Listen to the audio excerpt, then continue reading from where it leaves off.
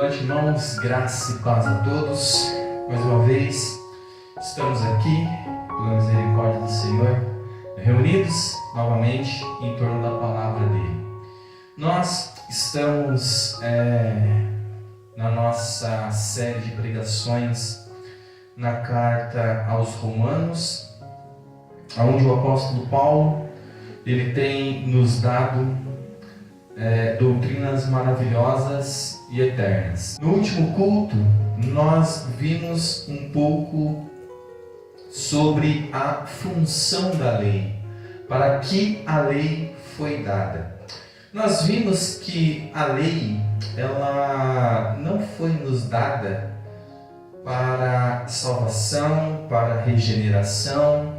A lei não foi nos dada para mostrar a nossa capacidade de obedecer. A lei ela foi nos dada justamente para aumentar a nossa culpa, para mostrar o quão nós somos desobedientes, filhos da ira. E nós vimos que a lei ela mostra então um espelho real de quem nós somos. E a lei, ela é como realmente um espelho para nós. Um espelho, ele não mente para nós. E o espelho, quando você está diante dele, ele é bem verdadeiro. E quando nós estamos diante da lei, a lei, ela também é verdadeira. Ela é santa, ela é boa, ela é agradável. A lei, ela reflete o caráter de Deus, a intenção do caráter de Deus, o caráter de Deus, ela revela para nós a vontade de Deus, ela nos mostra o próprio Deus. Então a lei, não há nenhum problema com a lei. O problema está em nós, pecadores. Então nós vimos que o apóstolo Paulo ele tem se esforçado para nos mostrar realmente que a lei ela veio para nos condenar. A lei ela veio para aumentar a nossa culpa. A lei ela foi dada para que nós possamos ter o pleno conhecimento do pecado. Mas, como nós falamos, a lei ela funciona como um termômetro. O termômetro mostra para nós o nosso estado febril. Mas o estado febril demonstrado pelo termômetro, o termômetro ele não é um remédio para curar a febre, mas ele mostra claramente o nosso estado febril. Então a mesma coisa a lei. E nós vimos também que a lei, em outro exemplo que nós demos, que a lei é como um médico que demonstra para nós, faz um diagnóstico para nós sobre a nossa real condição no estado doentio que o homem se encontra depois da queda, porém, ele não fornece o remédio. A mesma coisa, a lei ela não veio então para nos regenerar. A lei ela nunca regenerou um homem sequer. A lei nunca salvou um homem sequer. Por quê? Porque a lei ela não foi dada então para tal fim. Mas por lei nós vimos, que à luz do Antigo Testamento nós vemos que a universalidade do pecado. Nós vimos também que deveria ser então óbvio para todos que tivessem contato com a lei, deveria ser óbvio para todos que teriam esse contato com a lei, um consenso em que ninguém pode ser aceito como justo diante de Deus simplesmente por obedecer a lei, porque a lei ela é impossível de ser observada, visto então que por meio da lei ninguém, nós vimos, será justificado. Essa doutrina da justificação ela é central de suma importância para nós cristãos. Foi isso que nós falamos no culto passado. Então, quando nós estamos falando de justificação por fé, né, em Jesus Cristo, nós estamos falando muito mais do que perdão. Nós estamos falando não só de justificação, mas estamos falando das bases fundamentais do cristianismo. Nós estamos falando das doutrinas mais principais que todos os cristãos deveriam estar cientes desta doutrina. Mas muitos, infelizmente, desconhecem essa doutrina. Por isso fazem grandes confusões. E nós vimos então que tudo isso é importante para nós. Então, nós vamos hoje dar continuidade, né? Nós vamos nos aprofundar um pouco mais dentro então dessa doutrina da justificação, que é muito mais para nós importante do que qualquer outra coisa. Hoje, mais uma vez, estamos reunidos aqui em torno da Palavra de Deus, para darmos continuidade à exposição, amados, à carta de Romanos. Hoje iremos adentrar nas partes, ou na parte onde aborda a doutrina da justificação pela fé. Essa é a base, queridos amados, irmãos, essa é a base fundamental do cristianismo, onde, como dizia Lutero, uma igreja está em pé ou não. Essa doutrina é de suma importância para a igreja de Cristo, onde uma igreja defende o verdadeiro evangelho ou já o abandonou. Essa doutrina é simplesmente o centro do cristianismo. A justificação pela fé é um dos fundamentos importantes para nós. E nós não devemos negligenciar essa doutrina e tratá-la de maneira leviana. Aqui teremos as doutrinas da justificação, a doutrina da santificação, a doutrina da expiação e a doutrina da propiciação. Juntamente, Paulo vai nos mostrar também o dom da fé. Então veja quão rico é para nós esse versículo a qual nós iremos ler nessa noite, os versículos a qual nós iremos meditar nessa noite. Paulo encerrou a parte anterior, a qual nós tratamos no culto passado, com uma afirmação terrível de que ninguém pode ser declarado justo ou justificado pela lei diante de Deus. Em Romanos 3, versículo 20. Então, para nós, o próximo passo que nós iremos dar é muito importante, pois trata diretamente de um dos fundamentos da igreja e da fé cristã. O apóstolo Paulo se esforçou para demonstrar que tanto os judeus quanto os gregos, isto é, os gentios, eles são carentes da salvação. Todo o esforço que o apóstolo Paulo fez e faz era para demonstrar isso, que todos são carentes da salvação.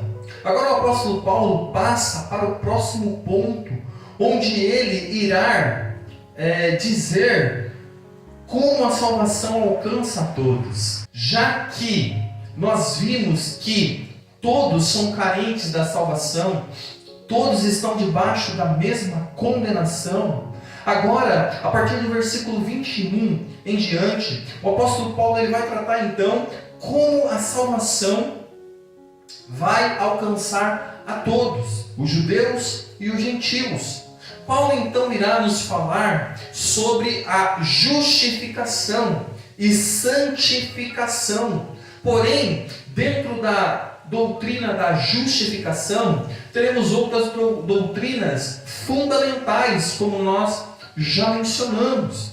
O que iremos tratar pela misericórdia de Deus, se assim Ele permitir. Então, para nós é importante olharmos com muita atenção o que o apóstolo Paulo irá nos dizer, pois isso nos trata de muitas doutrinas interligadas, aonde nós não podemos afirmar uma e não mencionar a outra, ou nós falamos uma e não deixamos de falar da outra. Algumas pessoas abraçam uma dessas doutrinas e negligenciam as outras doutrinas, e isso é terrível. Então nós devemos olhar para essa doutrina, a doutrina da justificação pela fé, e entendê-la num amarrado de todas essas doutrinas juntas. Pois o cristão, quando ele é alcançado pela graça, a graça traz todas essas coisas em uma só vez. Então, aquele que é justificado, ele irá andar em santidade, ele irá experimentar a propiciação, a expiação, ele gozará dessas doutrinas. Não tem como nós afirmarmos uma coisa e negligenciarmos a outra. Por isso, hoje, nessa noite, gostaria que você que tem a sua Bíblia, abra em Romanos capítulo 3. Romanos capítulo 3, versículo 21 e 22, que diz assim: Mas agora, sem lei, se manifestou a justiça de Deus, testemunhada pela lei e pelos profetas, justiça de Deus mediante a fé em Jesus Cristo, para todos e sobre todos os que creem, porque não há distinção, pois todos pecaram e carecem da glória de Deus, sendo justificados gratuitamente por sua graça, mediante a redenção que há em Cristo Jesus, a quem Deus propôs no seu sangue como propiciação mediante a fé, para manifestar a sua justiça, por ter Deus, na sua tolerância, deixado impune os pecados anteriormente cometidos, tendo em vista a manifestação da sua justiça no tempo presente, para ele mesmo ser justo e o justificador daquele que tem fé em Jesus. Onde, pois, a jactância foi de toda excluída? Por que lei? Das obras? Não, pelo contrário, pela lei da fé. Concluímos, pois, que o homem é justificado pela fé, independentemente das obras da lei. É porventura Deus somente dos judeus? Não. Não é o também dos gentios? Sim, também dos gentios, visto que Deus é um só, o qual justificará por fé o circunciso e mediante a fé o incircunciso. Anulamos, pois, a lei pela fé? Não, de maneira nenhuma. Antes confirmamos a lei. Aqui nós estamos com um texto de Romanos 3, do 21 ao 31. Texto maravilhoso. Mas nós temos, como nós falamos, então, doutrinas dentro desses textos, onde nós iremos olhar com atenção. E a primeira coisa que nós devemos observarmos e não deixar passarmos em branco é a declaração que o apóstolo Paulo faz sobre a revelação da justiça de Deus. Assim como Paulo fala da revelação da ira de Deus, ele agora irá nos dizer que a justiça de Deus foi revelada. E isso para nós é importante, pois nós temos o dever de aprendermos isso da melhor maneira possível.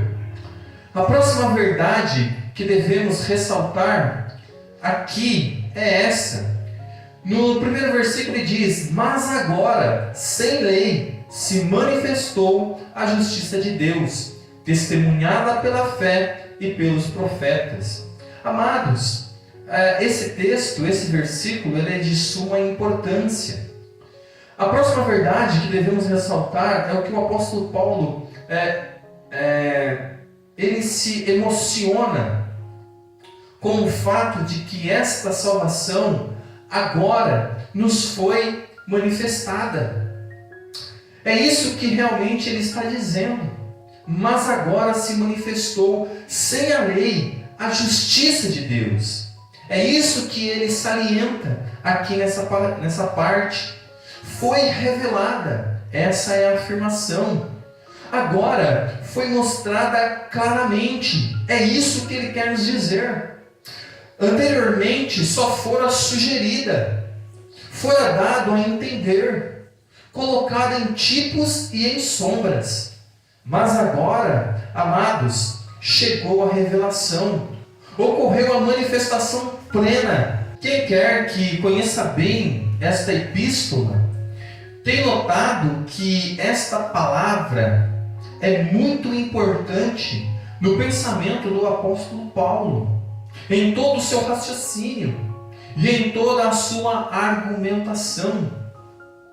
É aquilo que nós já falamos. Nenhuma palavra, nenhuma expressão, nada é colocado por acaso. E ainda mais, aqui é algo que nos ajuda a entendermos os argumentos. É algo que nos ajuda a entendermos os argumentos do apóstolo Paulo. No capítulo 1, como os irmãos se lembram, diz ele que não se envergonha do Evangelho, porque nele se descobre, ou melhor dizendo, se revela a justiça de Deus de fé em fé. Capítulo 1, amados, versículo 16 e 17, é a base de toda a carta de Romanos. E então ali podemos ver claramente a expressão se revela ou se descobre. Depois ele passa a dizer que tem motivos, que tem outros motivos para se regozijar-se nele. Por quê? Diz ele no versículo 18: do céu se manifesta. Mais uma vez essa expressão irá aparecer, se revela a ira de Deus sobre toda a impiedade e injustiça dos homens. Amados, essa expressão ela é fundamental na argumentação das doutrinas que o apóstolo Paulo apresenta aqui na carta de Romanos. Na passagem que estamos estudando, a expressão é exatamente a mesma. Ele está repetindo o que dissera no capítulo 1. Isto é, que devido à ira de Deus já ter sido revelada, ele agora se regozija no fato de que foi revelado também o plano da justiça de Deus. Então veja que maravilha! O apóstolo Paulo ele começa nos dizendo que a ira de Deus foi manifestada, foi revelada. E sobre o que ela foi revelada. E agora o apóstolo Paulo diz a mesma coisa. E agora ele está totalmente aqui com o coração cheio de alegria. Pois agora ele entende que o plano da justiça de Deus também vai ser revelado aos homens. Amados, nós estamos aqui diante de uma doutrina que o próprio Deus elaborou. E amados, diante desse plano que nós nos colocamos hoje, aqui nessa noite. Bom, como já falamos, nenhuma palavra é colocada na Bíblia de maneira aleatória, descuidada. E isso está bem claro para nós. Temos que olhar elas sempre com o devido cuidado. Nada é por acaso. Nenhuma palavra é colocada por ser apenas colocada. Devemos dar a ênfase necessária a cada palavra que encontramos na palavra de Deus, pois todas elas foram inspiradas pelo Espírito Santo. É a vontade de Deus. E nós temos que olhar para elas com todo cuidado e entendermos que o próprio Deus tem nos dado revelações maravilhosas. Devemos dar então, hoje nessa noite, um pouco de ênfase à palavra mas agora, ou agora. E por esta razão, não foi simplesmente inserida aqui como uma espécie de conexão gramatical apenas. Essa expressão mas agora tem um significado especial nos escritos do apóstolo Paulo. É um modo simplificado do apóstolo Paulo de dizer, mas agora que Cristo veio. Então, todas as vezes que nós nos depararmos com essa palavra, mas agora, é como se o apóstolo Paulo estivesse nos dizendo, mas agora que Cristo veio, mas agora que o Filho se encarnou, mas agora que Ele se fez carne, mas agora que Ele já realizou a sua obra, mas agora que tudo aquilo que era impossível à lei foi concretizado. Por isso, tendo em mente o que ele acabou de dizer nos capítulos anteriores sobre a real condição do homem, não é que o apóstolo Paulo esteja dizendo aqui, bem, vimos que nenhuma tentativa do homem de se justificar por meio da lei pode ter possibilidade de sucesso, mas agora, em contraste a este outro meio. Não é isso que ele está dizendo. Não é isso que o apóstolo Paulo quer dizer. Não é isso que o apóstolo Paulo quer que nós pensemos. O apóstolo Paulo ele não quer que nós pensemos dessa maneira. Que, já que não houve possibilidade da lei, e toda possibilidade foi sem sucesso, e agora ele coloca um contraste. Não é isso. Isso está incluído.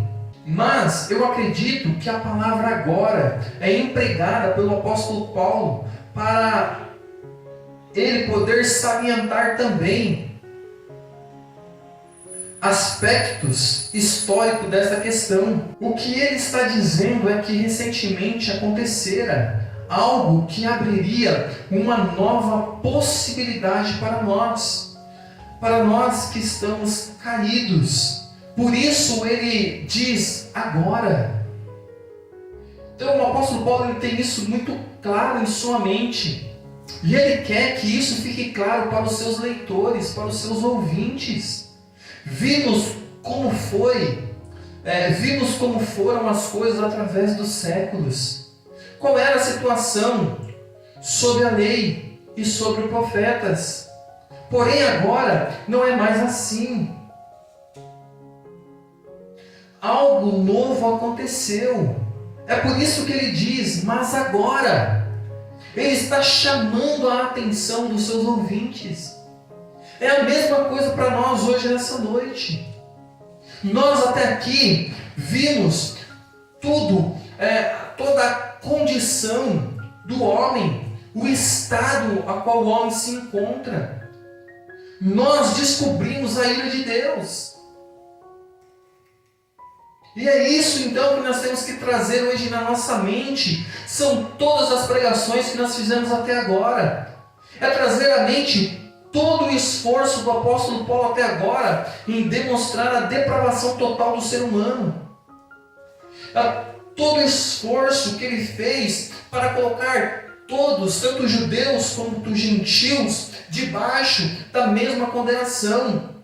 Ele revela a nossa miséria, a miséria de todos os homens. E então quando ele consegue fazer isso, quando ele consegue prender a atenção dos seus ouvintes, quando ele consegue então reunir e trazer todos eles debaixo da mesma condenação, quando ele abre os olhos e entendimento de todos, tirando a soberba do coração deles, ele diz, mas agora deve soar nos nossos ouvidos como soou no ouvido daquelas pessoas. Que o Espírito Santo possa fazer isso em nossas vidas, mas agora. O apóstolo Paulo, ele não está querendo que nós apenas olhemos para tudo que foi feito, para tudo que foi dito e mostrado para nós, que nenhuma tentativa do homem de justificar-se por meio da lei, não havia possibilidade alguma de ter sucesso. Mas agora, é isso que ele diz para nós, assim que estamos vivendo numa nova era, isso significa isso para nós. O apóstolo Paulo, ele prende a atenção então dos seus ouvintes, e ele mostra para eles: olha, eu me esforcei biblicamente para mostrar a condição de todos os homens, mas agora estamos sobre uma nova era, mas agora estamos debaixo de um novo pacto. Outra coisa, o mais agora contrasta na divisão clara do que era no que é. O apóstolo Paulo está mostrando: olha, aqui está um marco temporal. Tudo que era antes de Cristo e tudo que é depois dele. Por isso é importante para nós entendermos esse mais agora. Esse mais agora nos mostra então essa divisão de era. Esse mais agora aponta para a antiga e a nova aliança. Mas agora é chegado o reino de Deus. Mas agora, da encarnação do seu Filho. Amados, o apóstolo Paulo ele está argumentando de uma forma maravilhosa como isso é importante. Pois o agora nos diz que aquilo que o Antigo Testamento olha para o futuro acabara de chegar. Mas agora, tudo que foi profetizado se concretizou. Mas agora, todas as sombras se tornaram realidade. Mas agora, tudo passou e tudo se fez novo. Para aqui que o Antigo Testamento apontava, para aquilo que o Novo Testamento apontava, se concretizou. Mas agora, o cristianismo é muito mais do que somente doutrinas, amados. É isso que nós temos que entender. Pois o agora que nós acabamos de ler, que não é só apenas uma junção gramatical, mas é algo que aponta para um fato histórico. Pois o agora aponta para um marco temporal, como nós falamos. Aponta para algo que realmente aconteceu. Mas agora aponta para fatos. Mas agora é algo que somente o cristianismo tem. A fé cristã não é como uma filosofia, ou como mais uma filosofia que surge no mundo. Amados, isso é importante para nós, para a nossa fé. A fé cristã não é mais uma filosofia qualquer. Não é mais uma filosofia que surgiu no coração dos homens. Não é um mero ensino vazio de sabedoria tola. Mas agora, isso é muito importante para nós. Ela se baseia numa série de eventos históricos. O ensino deriva-se de eventos. Quando nós falamos das nossas doutrinas, estamos falando de eventos históricos. E está fundamentado neles. Não há como exagerar na ênfase a isso, porque é esse ponto. A nossa fé difere de todas as religiões do mundo, assim chamadas. Todas as religiões consistem em ensinos vazios. Na fé cristã, não. Tudo que ensinamos está baseado em eventos históricos. A história comprova, são fatos, é algo real. As demais filosofias são vãs. Os homens procuram preencher essa lacuna com sentimentos, com coisas vazias. Porém, o cristianismo é totalmente diferente. Por isso que quando ele diz mais agora, Todo o nosso ensino é proclamação de eventos que aconteceu. Acontecimentos históricos precede ao nosso ensino. É uma proclamação de eventos, de ações e de fatos. Esta palavra que acabamos de ler agora, lembra-nos isso, amados irmãos. Agora estou em condições, diz Paulo, praticamente, o apóstolo Paulo, de poder dizer-lhes que Deus revelou isso. E o fez nos eventos históricos relacionados com a vida, a obra, o ministério, a morte, a ressurreição e a ascensão do Filho de Deus. E com isso, a descida do Espírito Santo no dia de Pentecostes. Por isso, a nossa fé ela é embasada em fatos reais. Eu sei que isso aqui é uma redundância, porque fatos já são reais. Mas, olha que interessante. Veja que cada palavra, cada expressão, ela é fundamental. Por isso, o mais agora é gloriosamente descrito por João. O apóstolo João ele vai dizer: no princípio era o verbo, e o verbo estava com Deus, e o verbo era Deus. Ele estava no princípio com Deus, e todas as coisas foram feitas por intermédio dele, e sem ele nada do que foi feito se fez. João 1, do 1 ao 3. E a nossa fé caminha para mais versículos. Esse mais agora, em João 1, 14, 18, vai dizer: mas agora, e o verbo se fez carne e habitou entre nós, cheio de graça e de verdade, e vimos a sua glória, glória como do unigênito do Pai. João testemunha a respeito dele e exclama: este é de quem eu disse, e que vem depois de mim, contudo, a primazia, porquanto já existia antes de mim. Porque todos nós temos recebido da sua plenitude e graça sobre graça. Porque a lei foi dada por intermédio de Moisés, a graça e a verdade vieram por meio de Jesus Cristo. Ninguém jamais viu Deus, o Deus unigênito, que está no seio do Pai, a quem o revelou. Mas agora, é disso que o apóstolo Paulo está falando, mas agora se manifestou. Mas agora se manifestou o quê? A justiça de Deus.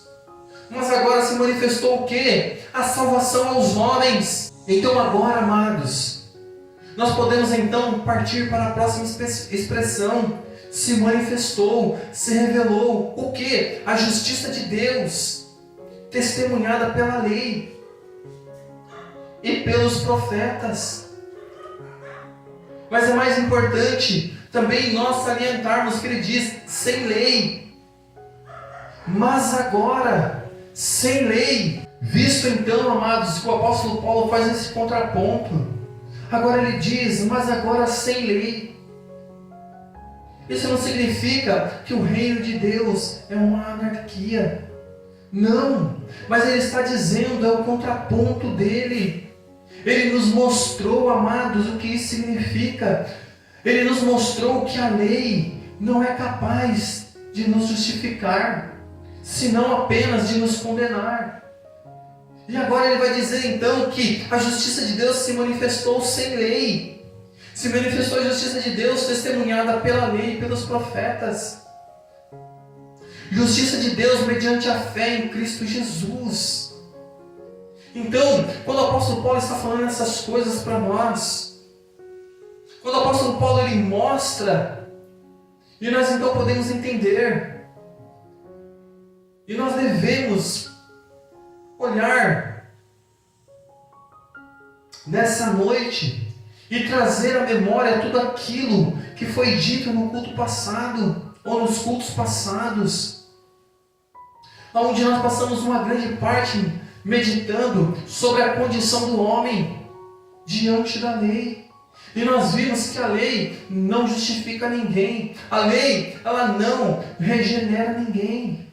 Por isso agora o apóstolo Paulo vai nos mostrar o plano da justificação. a qual nós falamos.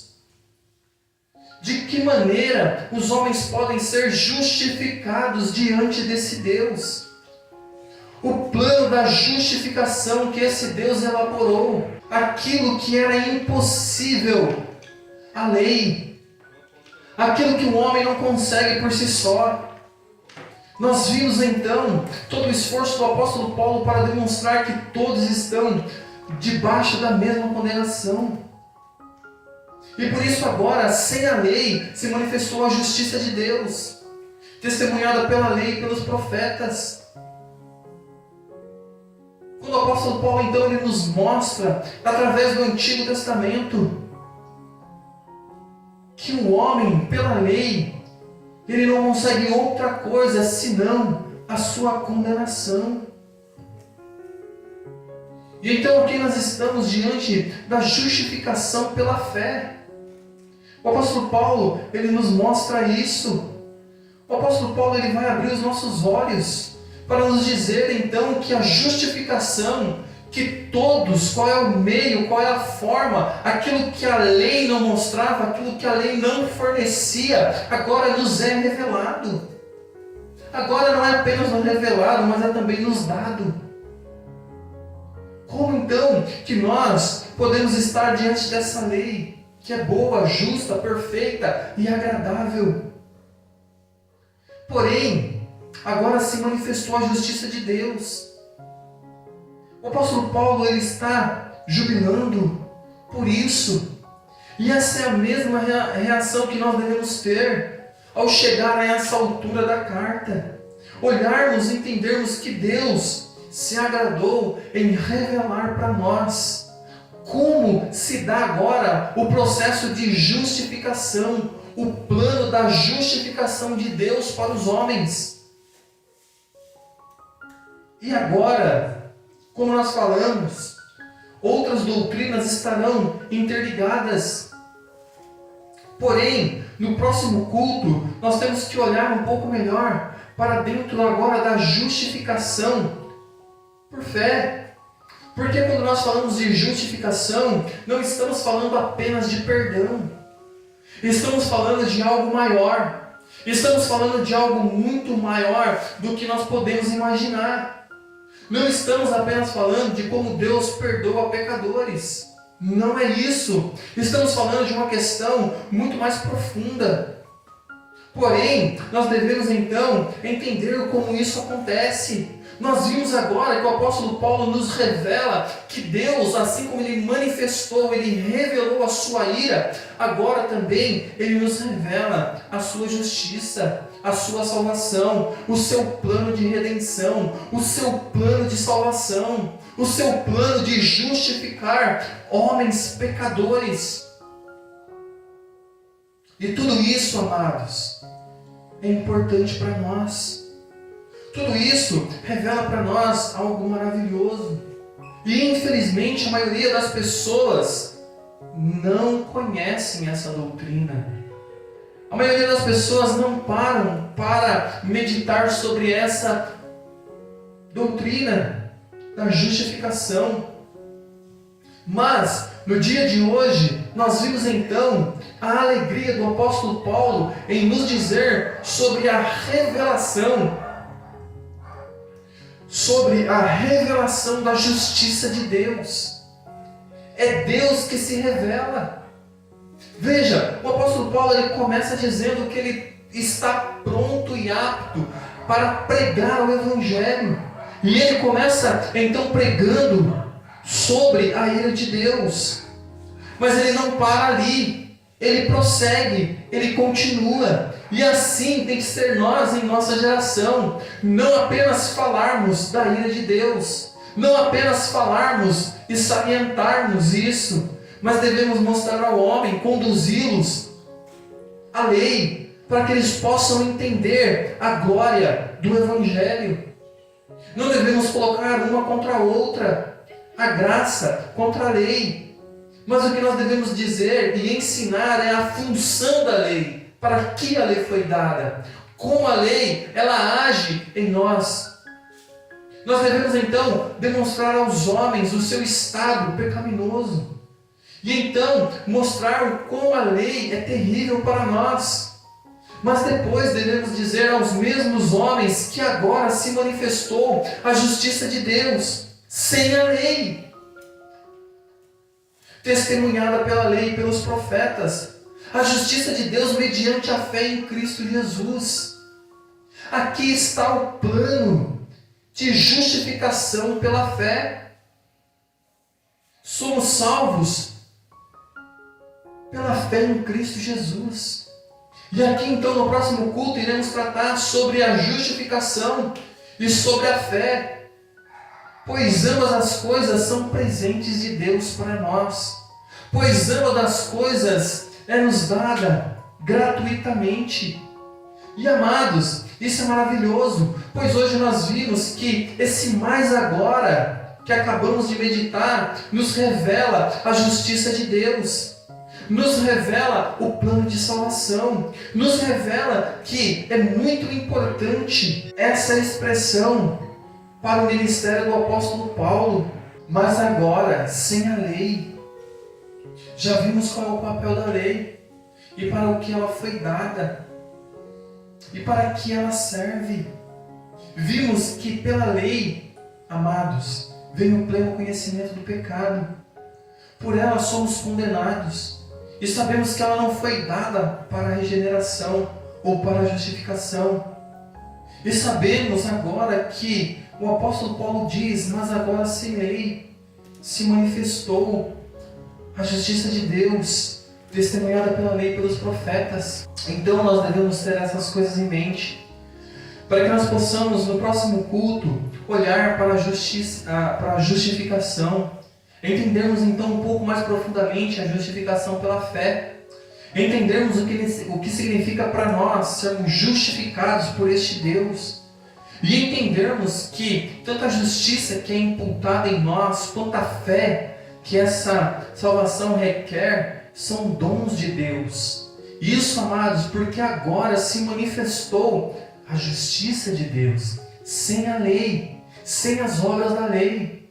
Veja que nós temos que entender, é como nós acabamos de falar, nós temos que entender a função da lei. Nós temos que entender para que ela possa nos mostrar a gloriosidade do Evangelho. Não devemos colocar uma contra a outra, mas devemos entender como elas se interagem entre si. Amados, é importantíssimo isso para nós. Como nós falamos, a doutrina fundamental do cristianismo é essa, a doutrina da justificação pela fé. Ou uma igreja está de pé ou ela cai.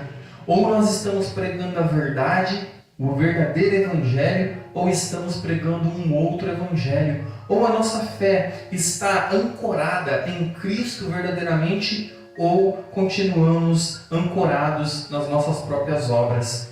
Então, amados, no próximo culto que nós possamos fazer isso para a honra e glória do Senhor Jesus.